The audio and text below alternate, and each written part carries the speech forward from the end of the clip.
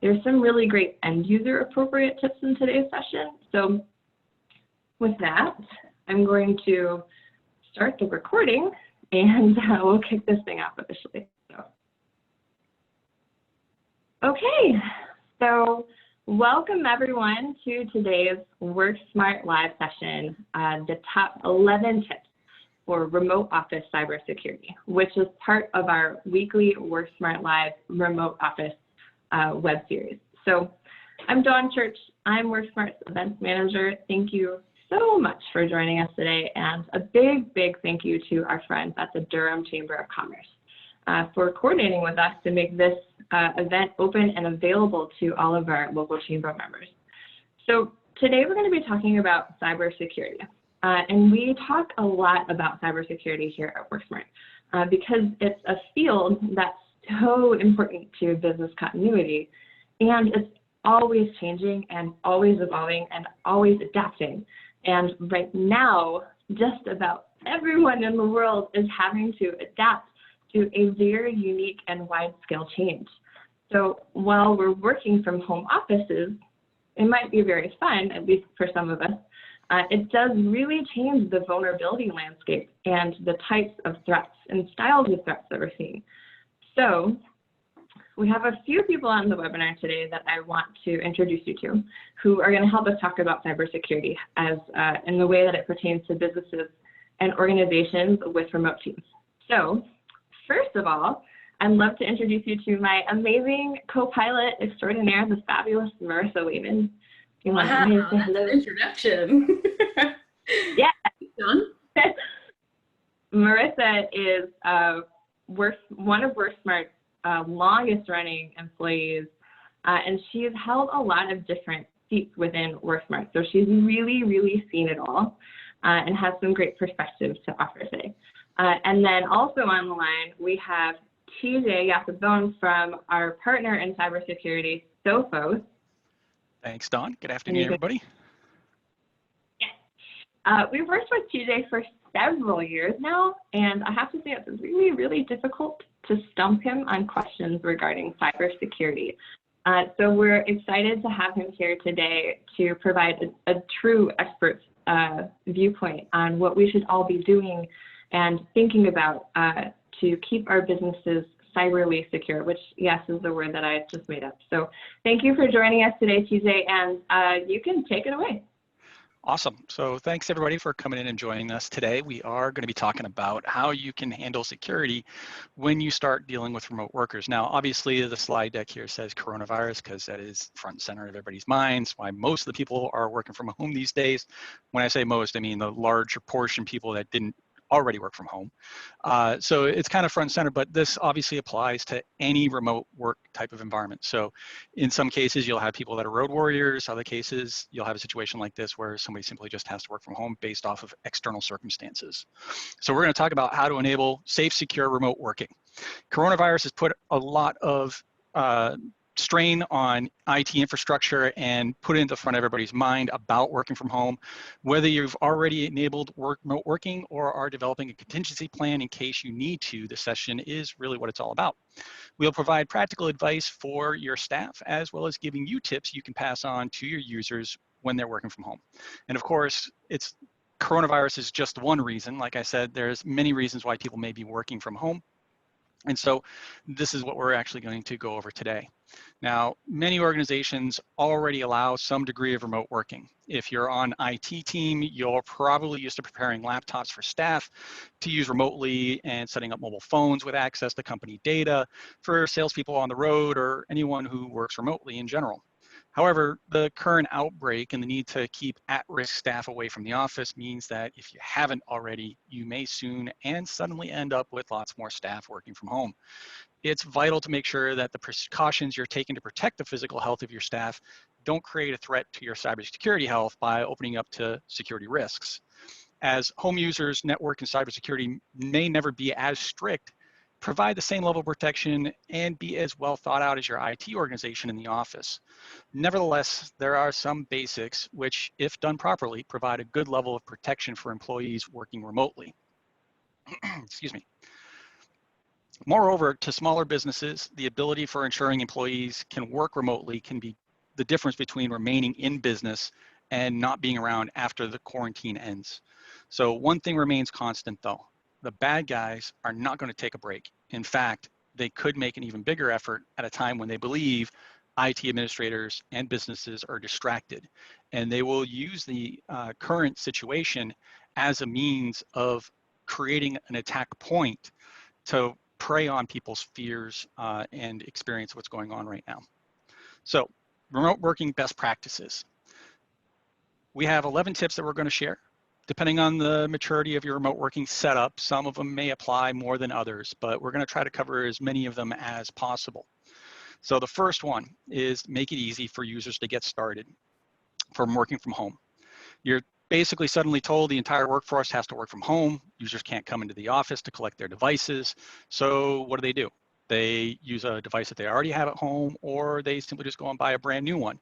And now you end up needing to set up remote users from scratch, entirely remotely. That might be something you've never done or have done a lot in the first place. So a user working from home needs to be set up. Now, if this user has been working from home from an office and has a device that is set up properly, they oftentimes can simply just bring it with them when they go home, and everything's all taken care of, and all they got to do is connect to their home Wi-Fi, and they're actually working like they're back in the office to begin with. Now that's ideal, but unfortunately not everyone is there, right? They may have a system at home, but it's a desktop, and nobody's going to unpack a desktop from their office, pack it in their car, and drive home, right? And not everybody gets issued a laptop. So how do we go about doing that, right? Now in this scenario, you need the ability for a remote user to connect and set up a device safely without needing to physically hand it over to the IT department. You want them to be able to connect to the important services like mail, internal services, Salesforce, your CRM solutions, and so forth, and continue to work like they were in the office. At the same time, excuse me, you'll need to protect them and the company and any personal data appropriately, just like they were in the office. Security software is probably one of the last things users will want to install themselves. However, it's important to protect both themselves and the company. Basically, ask yourself some simple starting questions, right? If an employee is working from home and bought a new laptop, could they set it up themselves without needing IT's help? If they do need your help, how are you going to assist them, right? A great way of doing that, obviously, is going to be over the phone, but utilizing web-based conferencing systems like Zoom or WebEx or GoToMeeting or whatever. They provide a secure platform that you can see the device remotely and walk the user through it easily. The other thing you're going to ask is, can they successfully authenticate to the appropriate services, mail, Salesforce, et cetera, without needing IT's help, right? How are they able to get access to when they're on the road? Now, a lot of organizations have moved to cloud-based systems like Google Docs, Office 365, Salesforce.com, and so forth. So all of those are going to be available no matter where they are. They just got to be able to authenticate. Are you able to help them do that? And then lastly, can they install the necessary products, right?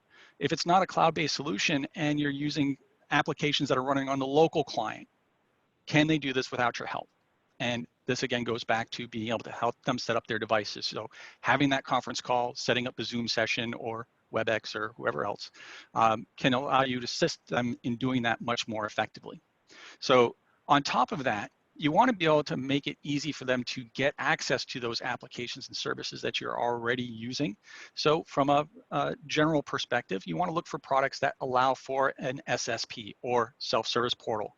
This allows them to get access to those resources themselves without actually bringing in IT in order to help assist them. This will lighten the load on IT, who's already overburdened with a bunch of other stuff, to make sure that things are working smoothly, even when the users are remote. Second tip is to make sure that all devices and systems are fully protected and up to date.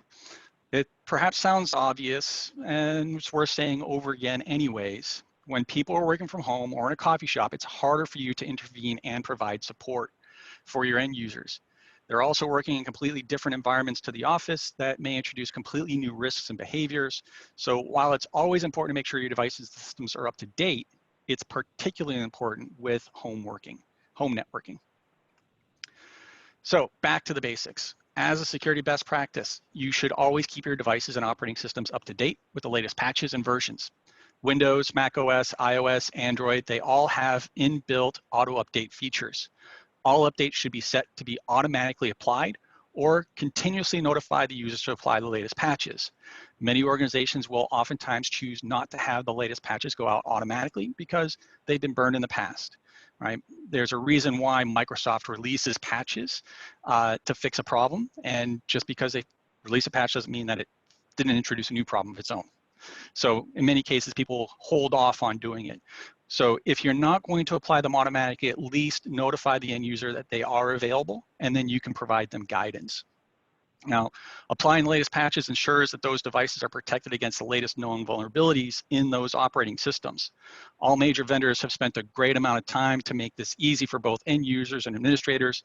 There's no excuse not to be on the latest version of those operating systems. Problems are set aside. The very same advice applies whether the operating system is running in a physical or virtual infrastructure. The advantage of keeping operating systems up to date is it provides the bad guys less avenues for attacks. Right? If you basically take one workflow away from them, that's one less thing that you can use to attack you. So ask yourself, of all the devices that can attach to the network or the internet, how up to date are they? Now, for your home users environment, depending on excuse me, the vertical that you work in, you may not care if they haven't updated their Sonos speaker system or the PlayStation to the latest version. Pay attention to the devices that will interact with your company data and access company services and resources. Generally, this will just be their laptop and a mobile device. But again, depending on how sensitive your company is, it may be more devices that you're concerned with. So knowing if they got a Ring system on their home network, that could be a potential avenue of attack. And if you are exceptionally concerned about it, keep that in mind and have a conversation with the end user. And we'll talk about that one in a little bit later in the presentation. Now, after the operating systems, you want to make sure that any software that you're running is also up to date. Now, you'll notice that there are different versioning numbers here. This is a typical standard that you see in the software industry. The first number will be the major version. This is the product version that most people will refer to. The second number will be the minor version or a feature release number. In many cases, when a software vendor adds a new feature, they'll change that middle number. And then the last two will be a maintenance release. We fixed a particular previously undiscovered feature of the product, or more commonly referred to as a bug, right? Now, you may see a third dot in some products out there, but theirs are going to also address either maintenance release or fix a particular problem specifically. So consider both your security software, your endpoint and mobile protection, for example, and your business software. Prioritize keeping them up to date. Again, this is another security best practice. Companies like Microsoft, Apple, Adobe, et cetera, are very good at issuing patches to protect against known vulnerabilities in their products. We are always updating the protection provided by our security products as well. So all of these companies have made it easy to keep them up to date. So take advantage of it. Now, just doing these two simple things can help reduce the attack surface and risk to people working from home. Remember that one day restrictions will drop and people will come back into the office and potentially bring their maybe brand new laptop with them. From the experience of our Sophos MTR and Sophos Labs teams, they're security experts and forensics analysts with regards to security protection. They often find that initial point of entry of a ransomware attack was an unprotected system. Maybe one that hasn't been patched or was out of date from a security perspective. And if somebody's bringing in a brand new device from the outside, if it hasn't been staying up to date, it could be bringing along a nasty little piece of baggage with it into your nice secure internal office network. So you may not care if your employees keep all their home devices up to date, but if that laptop were to come back in the office, that's the concern. Yeah, and it's Now, just, TJ, it's a point that I want to echo for people, because you definitely don't want to bring that from home into the office and vice versa. So one of the things that we really encourage our clients to do is to restrict the use of home devices if at all possible. So the higher your compliance, your regulation needs, the more sensitive data, the more systems that people access, it's really important to kind of evaluate, can they make an appointment, run into the, go into the office, get their belongings, Or do we, like TJ said, do we have to make a list of things to make sure that it is following the security practices that you've laid out for the rest of your organization?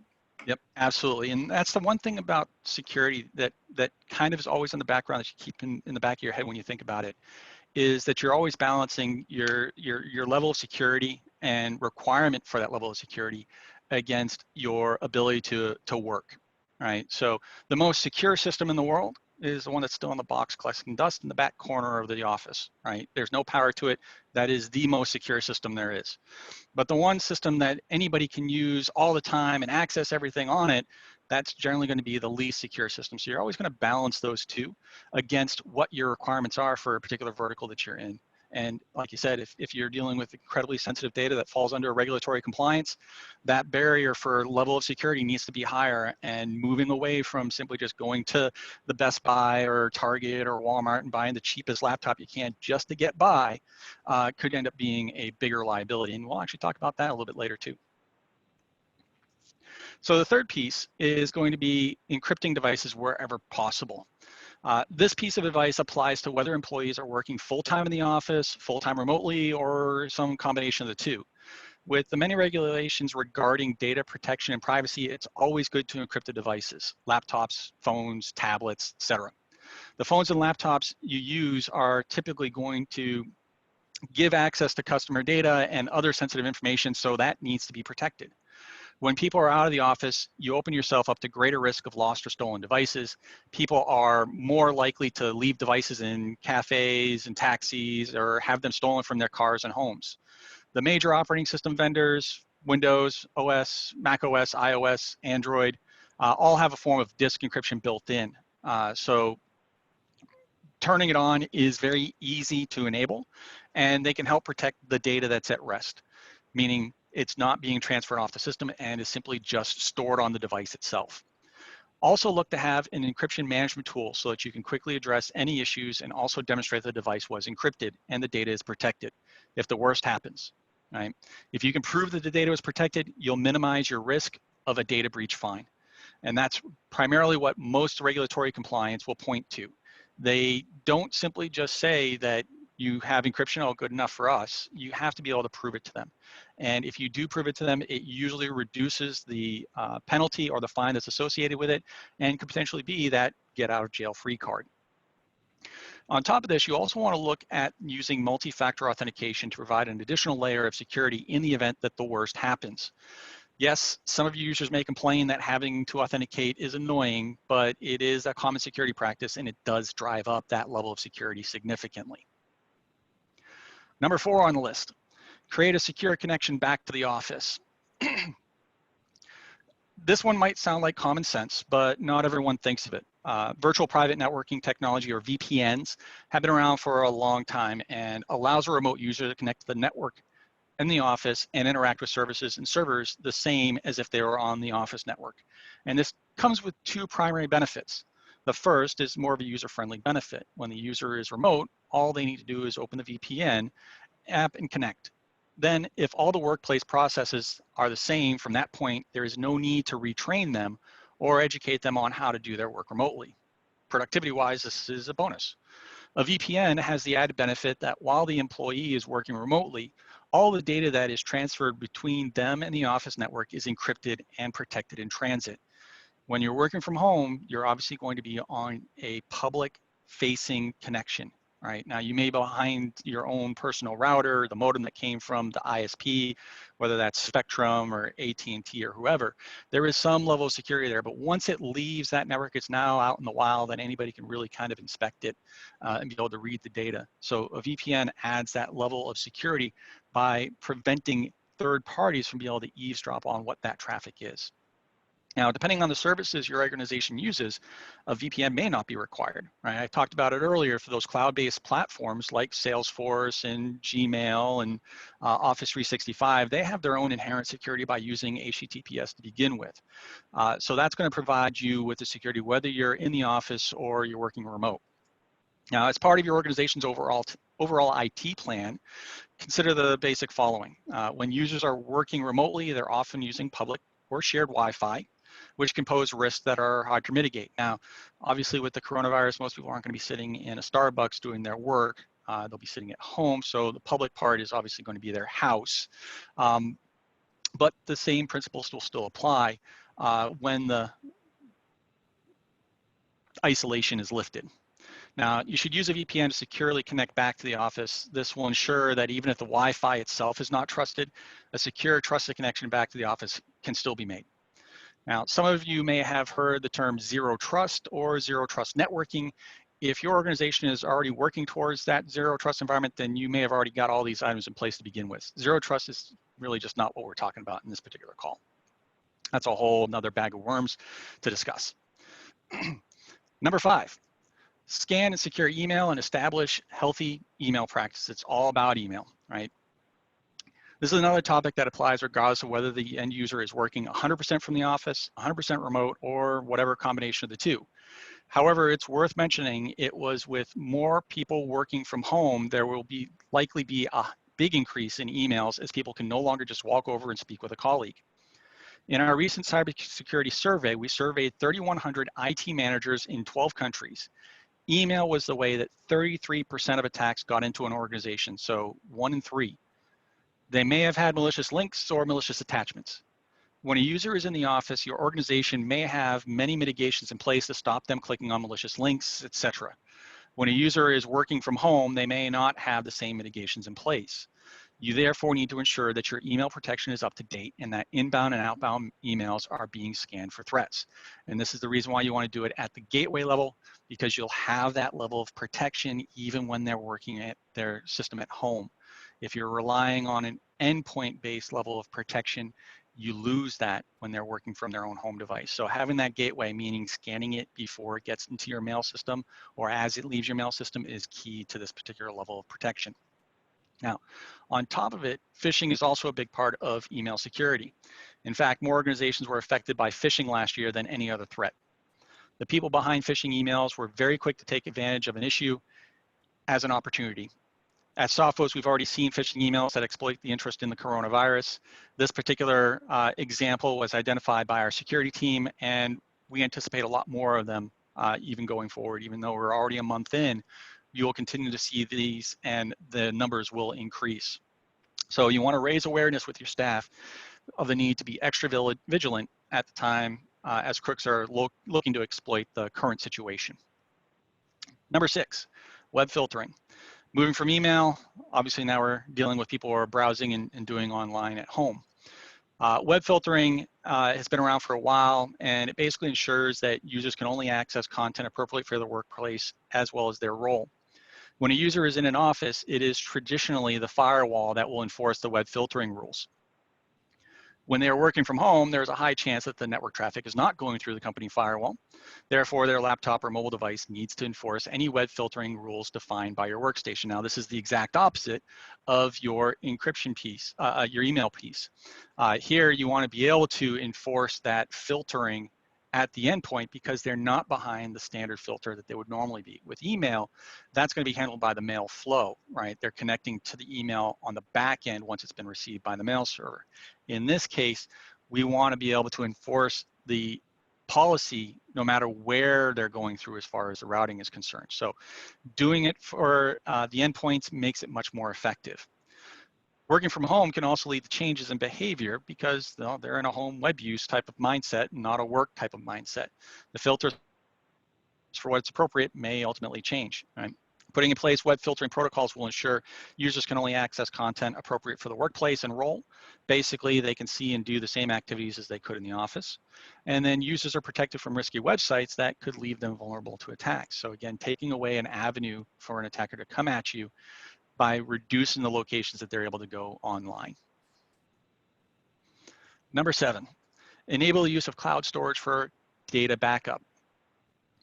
Sometimes users will have all the necessary files and data on their laptop, and that means that working in the office or from another location makes very little difference.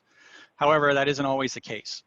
Making use of some form of cloud storage or for data and files enables you to ensure that employees have access to all the necessary data to continue doing their job.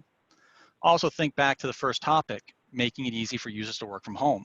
What happens if their laptop or mobile phone dies during that period? assuming all data that was on that device is now gone. In that catastrophic case, if you're doing it in the cloud, it's not an issue, right? Could the employee easily access all their data from a new device and continue working if you're using cloud storage? Yes, absolutely. Now, you may be thinking this isn't a security issue per se, and you're kind of right in that the main benefit here is operational rather than security. With that said, your company files and data are in the cloud. You still need to protect the data as if it was physically on a device. This is where the topic of identity becomes important, using that multi-factor authentication to ensure that it is that user accessing the data. Employees need to be able to successfully identify themselves in order to access that data stored in the cloud. Don't leave the files and data in the cloud unprotected and accessible by anyone. At the very least, employees must successfully authenticate, multi-factor authentication being a primary step within that. So I can say from personal experience before you moved on, I did actually have my cell phone completely die a couple of weeks ago, pandemic, which was super fun. I was without a cell phone for a couple of days. But to TJ's point, here at WorkSmart, like pretty much all of our file sharing is in OneDrive, and we are behind MFA. So it was super easy to get everything back.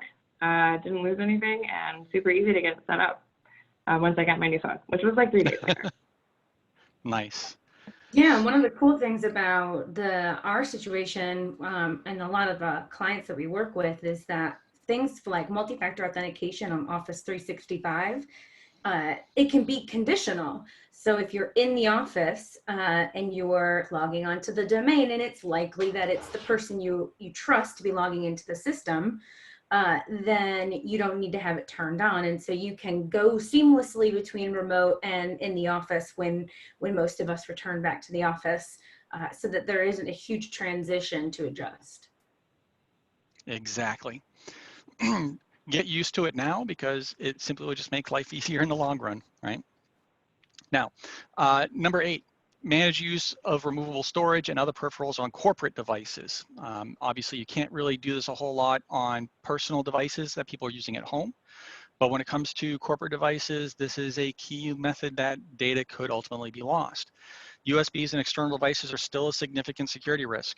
In our recent cybersecurity survey, where we interviewed those 3,100 IT managers, USBs, external devices, whether it was an optical drive or an SD card, they were roughly about 14% of how attacks got into an organization.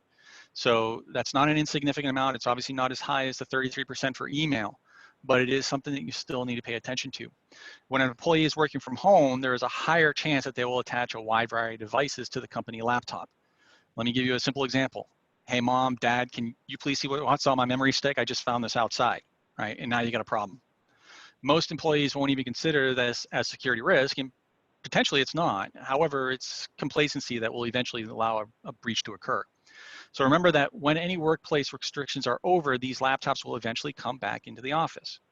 If you'd like to manage the risk, implement device control within your endpoint protection to control USBs and external storage devices. Number 9, control mobile devices, right? We want to focus on those things that Dawn had just mentioned, right? So this is related to number 2 that we talked about earlier, ensuring devices are up to date, and number 3, encrypting devices. The increase in home working will likely see far more people using their mobile devices for work. You need to protect these devices against malware and manage them in the event of loss or theft. Starting with malware, 10% of threats are discovered on a mobile device. Deploy anti-malware protection on a mobile device is a great step to stopping those threats. Taking this further, administrators can also restrict the applications that can be installed on the device and even restrict the mobile device to only download applications for recognized and approved app stores. This additional step gives both the user and the administrator a high level of confidence that only valid and appropriate applications are installed and used on those devices. As we've seen, with people out of the office, there may be greater potential for the device to be lost or stolen. Mobile device management allows you to remotely lock, wipe, or locate the device. You may have physically lost the device, however, if it's locked or wiped, then it's not useful to the thief and no company data can be accessed or is no longer on the device. Right? Unified endpoint management solutions is the key here. enabling you to secure and manage corporate devices remotely. Number 10, all about dealing with issues. Make sure people have a way to report them if they have an issue.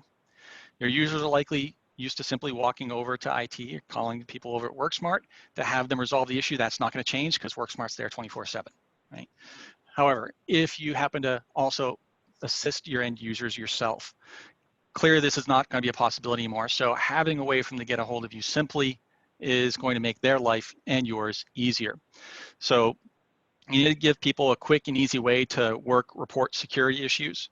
If you haven't already set up an easily remembered email address, such as security911 at your organization, or I need help at your organization, it makes it easy for them to remember and quickly send an email to you if they need assistance from you.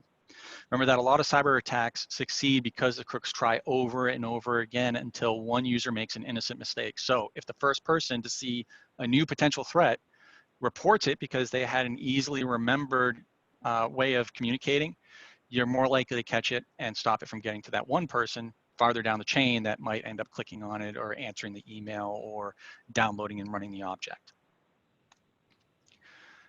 Number 11, and the last tip, make sure you know about your shadow IT solutions, right? WorkSmart provides the IT for you guys, but shadow IT is where non-IT staff find their own ways of solving technical problems for convenience or speed. And when the user is working remotely where they are free from the shackles placed on them by IT, they may find creative ways to do their job.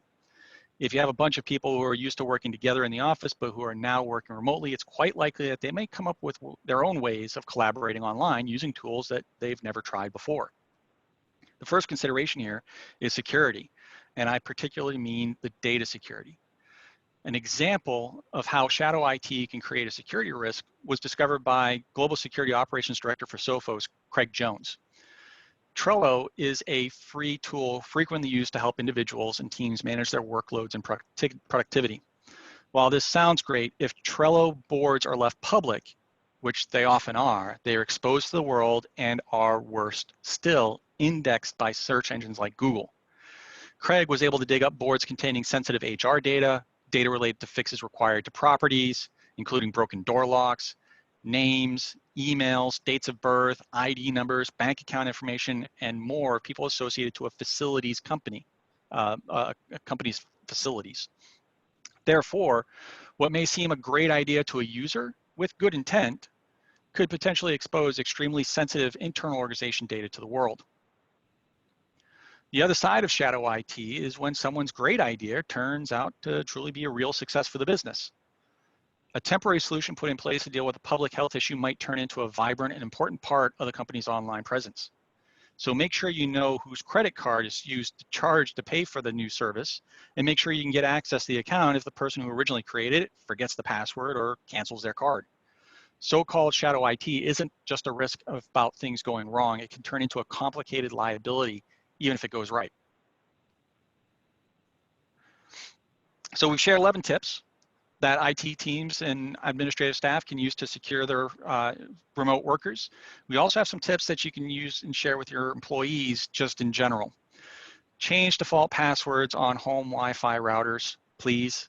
Weak, insecure passwords make it easy for people to access your Wi-Fi, and there'll be a lot more people looking around for Wi-Fi to use with all the home networking. It's not hard to do, and if you do a quick search and you find somebody's using a particular router, you can do a quick search on Google for the user manual for that and find out what the default password is, and now you're into their environment. So please, by all means, change the default passwords. Use different and strong passwords on every account and device. This will severely limit hackers' ability to access multiple accounts. Use a password manager to do this. It makes it very easy. You don't have to worry about remembering a 26-character long password for every single site. Mixed case, alphanumeric, random characters. Those are all great passwords, but you would tend to forget them. By using a password manager, it makes it very simple and allows you to keep them up to date in one nice, neat little package. Update all your devices, applications, and operating systems. We mentioned that earlier. They share a network with if these are for applications that are not on your laptop. So Ring devices, your smart TV, make sure it gets its updates as well. Personally, I have an LG TV, and I'll every once in a while make sure I go in and make sure that that system is up to date.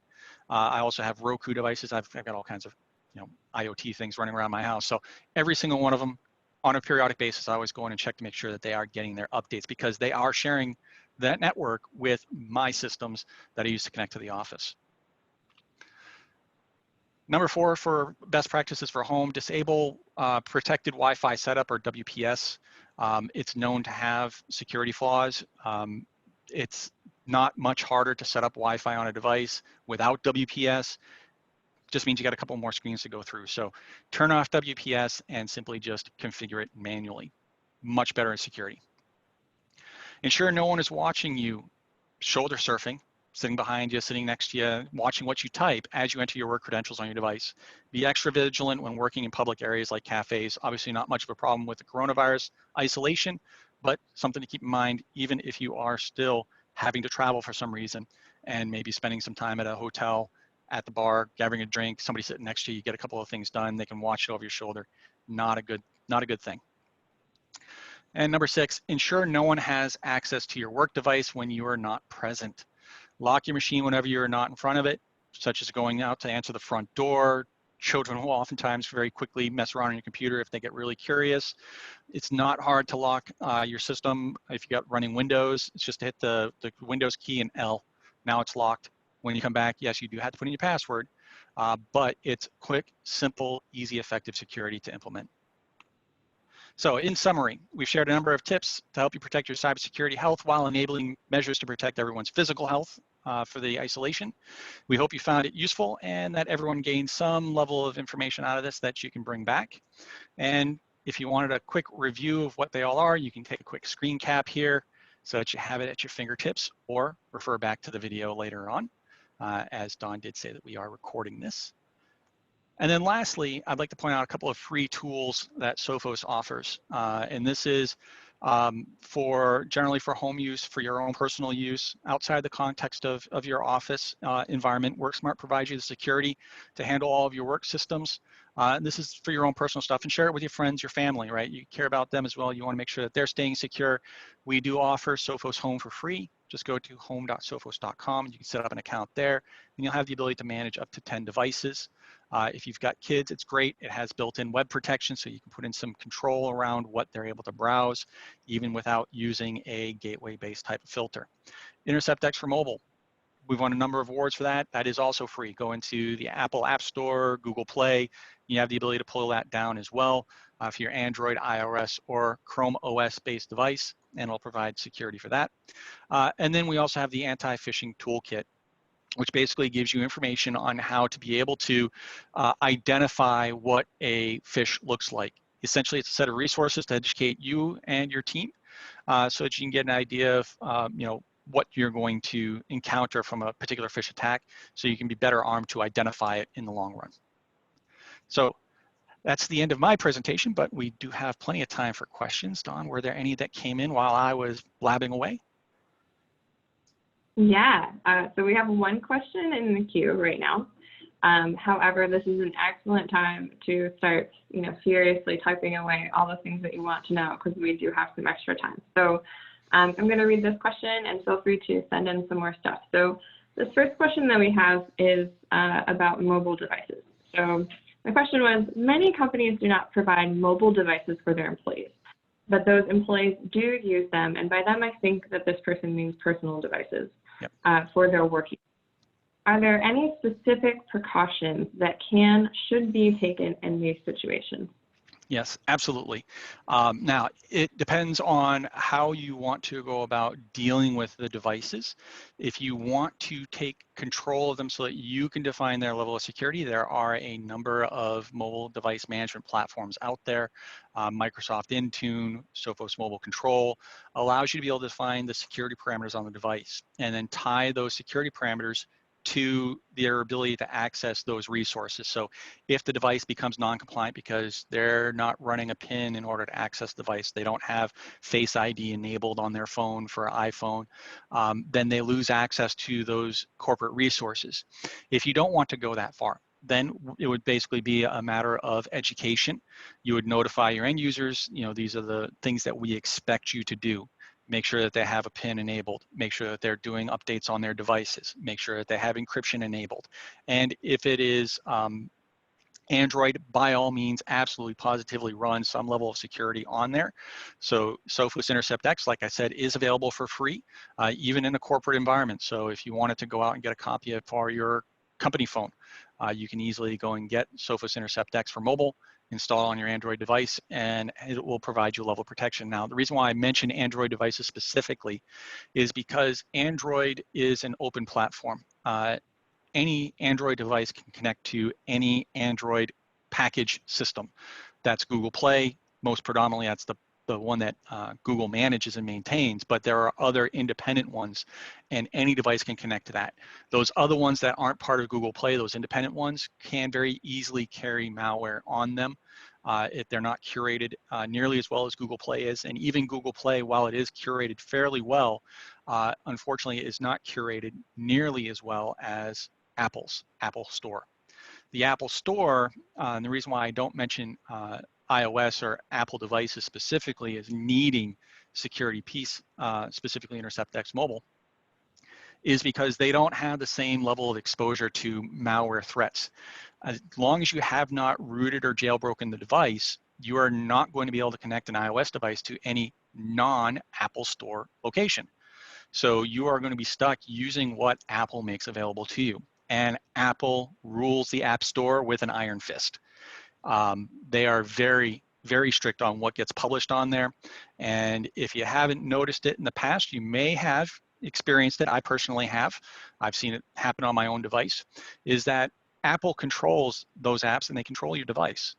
And so if they decide that an app is no longer allowed in the App Store because it presents a security risk, it will no longer exist on your device. It is buried in the EULA on like page 13 or 14, where it basically says that Apple owns the rights to applications on your device and you are merely simply just allowed to use it. So when they remove something from the App Store, it automatically is removed from your phone as well, which is why the likelihood of a threat from an app perspective getting onto an iOS device is incredibly small. And if it does get on there, it is very quickly removed by Apple, so not presenting a risk anymore.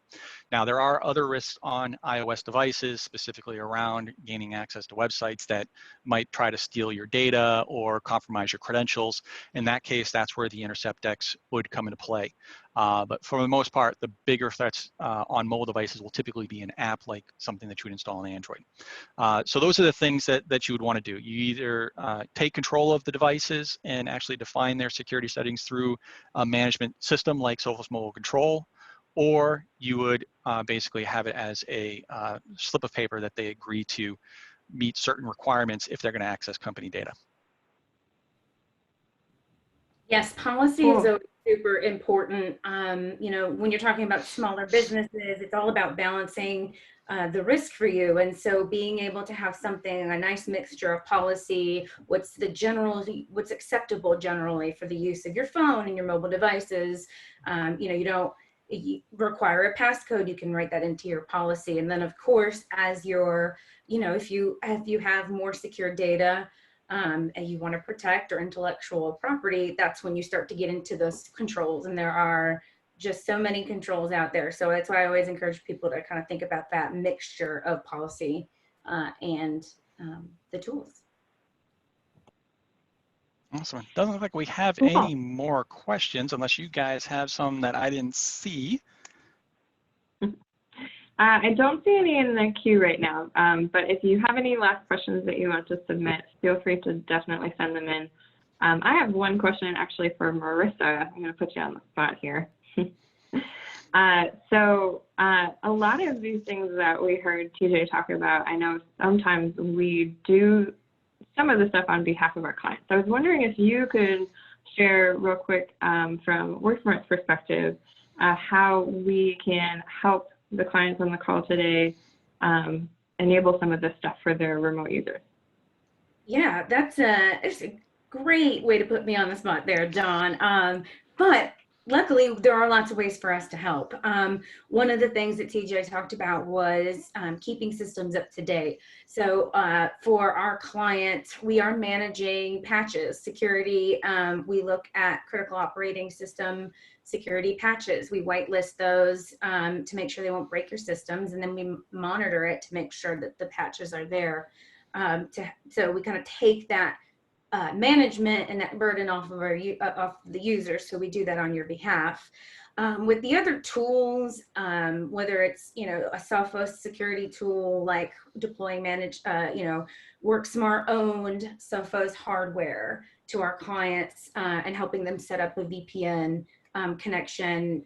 We, over the last few weeks, we've been prioritizing tickets to help our clients do that, because before they didn't have the remote work need, but now they do, so their technology can enable them to do that. But then from just like a strategic perspective, we're really around for our clients to help them figure out what makes most sense for them. And so in some cases, it's going to be a mobile device management. We've helped clients set up a tool that does manage those devices, so that you can have that security out there. We can also help make decisions, help you make decisions on things like mobile application management, where it's just at the email level. So we can help talk through those solutions, and then we can also help you roll those out if we haven't already. And a lot of the times, these are things that even before all of this happened, we already were having the conversation about remote work. A lot of us were already having that conversation. If the type of work you do allows it. So a lot of seeds were already planted. A lot of infrastructure was built with that kind of in mind. So we had that plan already in place, and in some cases it's just executing. But building that plan and helping you understand like which pieces are important for you is something that we can help with. Absolutely. Yeah, thanks, Marissa. You did an excellent job with me kind of tossing you a ball. Yes. So if you have questions specific to your environment and want to talk through policies and procedures and products and technologies and all the things that you should be rolling out to your employees, we're here to help. You can email any of us, but your account manager is a great resource. So I don't see any other questions coming through, so we're going to give you back a little bit of your time. But before you go, as I mentioned at the beginning of this call, this is part of our remote office series, and you should see a list of upcoming events on your screen right now, starting with next event, which is all about personal connections for remote teams, which is so important. And we're really lucky to have an amazing partner in team building. His name is Brent Sprinkle. He's the owner of True North Business Navigation. We use him internally for all of our stuff, and he's going to be hopping on the call with us to talk about some really great things that you can implement to keep your team connected while physically distant. Then the week after that, you're going to hear from yours truly. I'll be leading a webinar on how to Zoom. I think I mentioned at the beginning, I'm WorkSmart's events manager, so I am on this thing all day long, practically right now, with all of the virtual events that we're doing. So I'll be talking through how to set up some things, some best practices, some of the differences between Zoom meetings versus Zoom webinars, and then I'll be giving out some of my favorite tips and tricks for successful online events. So next up, we've got SMB Phone Home, which is all about virtual phone systems. And then we're going to have TJ back with us on May 14th. We're going to do a remote office cybersecurity panel where we will dive even further into all the things that you should be considering right now around cybersecurity. And we're also going to hear from some other perspectives as well. We have a cybersecurity insurance agent who's going to be hopping on and talking about some things that you can should be considering, not just about the technology, but also around policies. So I'm really excited about that. So if you are interested in joining any of those events, feel free to email me directly. They are also going to be sent out to you via email, so you can register for those. I think that's about it. Did I hit everything, Marissa? That's everything. Cool. All righty. Well, thank you so much, TJ. This was amazing. You have infinite knowledge. It's a great time every time. I love working with you guys. Yeah. Thanks. Yeah, we love working with you. Thank you, Marissa, especially for letting me put you on the spot. And again, I want to say thank you to our friends from the Durham Chamber of Commerce for making this available to all of their members. And thank you to all of you for joining us today. And I hope we will see you again soon in the digital. Have a good one. All right, See everybody. you soon. Bye, everyone.